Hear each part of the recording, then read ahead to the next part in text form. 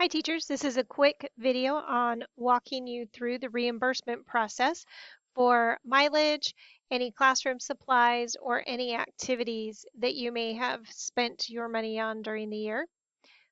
Just very quickly, um, if you can get your fall reimbursements turned in by December 1st and your spring reimbursements turned in by June 1st, that would be very helpful for us.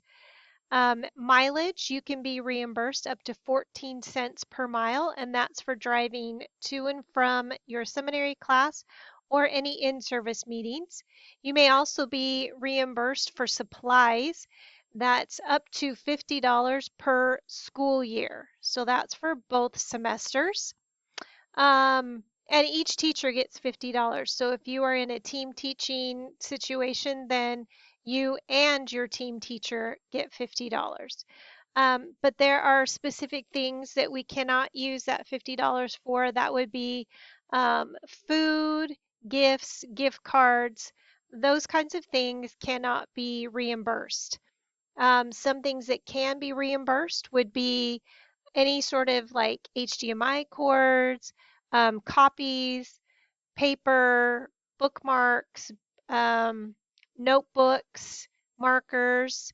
You cannot be reimbursed for buying scriptures for your students. You may want to talk to your stake or ward if you've got students who don't have their own scriptures. Also, we cannot reimburse for any extra items that you might buy off of a website, like fun little doctor mastery games or cards or that kind of thing. We don't reimburse for that either. Again, you could talk to your ward or stake and see if they would help you out with that. The coordinator in your area has given each classroom, so not per teacher, but each classroom, $1.50 per student per semester, which means that that would be $3 per student per year. So this has to be shared between team teachers if you're in that sort of situation. And that you can use on things like food or fun little game things or an object lesson. Gifts and gift cards cannot be reimbursed from any S&I funds. So that's very important to understand. The first form that we need you to fill out is going to be the payee setup form, and we cannot give you a reimbursement until we have this form filled out. It's best if you open this up in your PDF program, something like Adobe. It will let you fill it out on your computer, and it's nice and neat and clean. We need your basic information up here. Don't worry about employee ID or department, but everything else please fill out. If you would like a direct deposit, fill in your bank information. If you don't want to give us that information, then a check will be cut and mailed. We do need you to sign this before you send it in to us, either with an electronic signature or you can print it out, sign it, and scan and email it back to me. I want to assure you that we are very aware that your personal information is important and we treat it with care. This form, if you mail it to me physically, will be shredded once I've entered the information.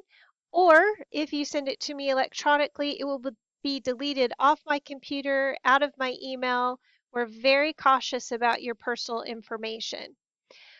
All right, so once you've filled this out and sent it in, then we move on to the reimbursement form. Again, if you can fill this out in your PDF program, it will make it much easier for you. I want to draw your attention to the invoice number. It's got this little icon here. If you click on it, it will generate an invoice number for you.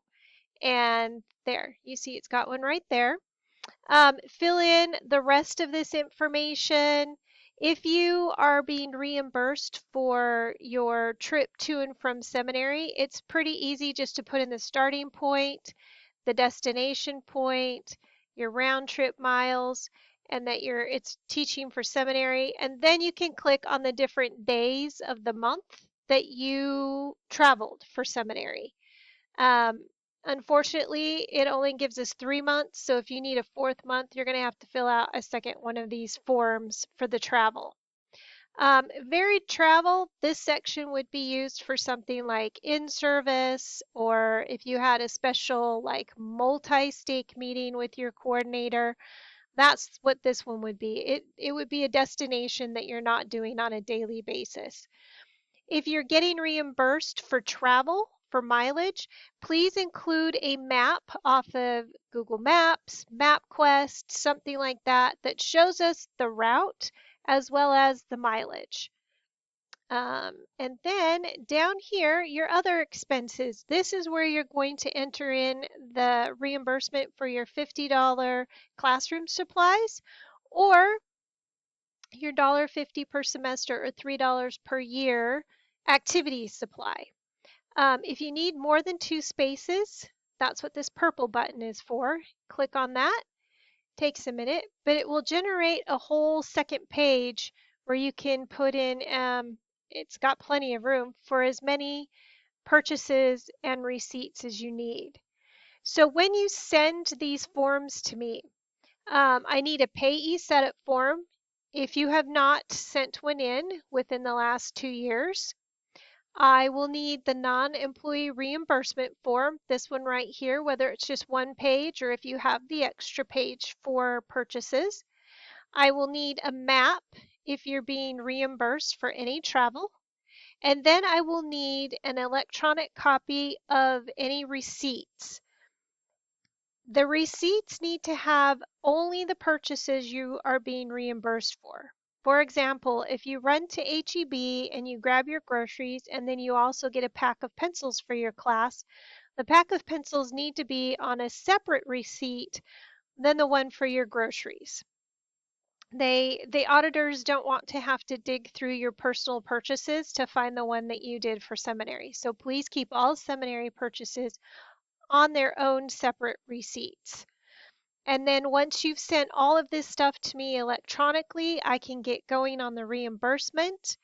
And then I need you to stick your original receipts. You don't have to send all the paperwork, but just the receipts in an envelope and send it to your administrative assistant. And that's really all that there is to it. It's pretty quick and simple. If you do it on your PDF software, it's really clean and fast. If you have any questions about reimbursements, please don't hesitate to contact the administrative assistant or your coordinator. Thanks, teachers.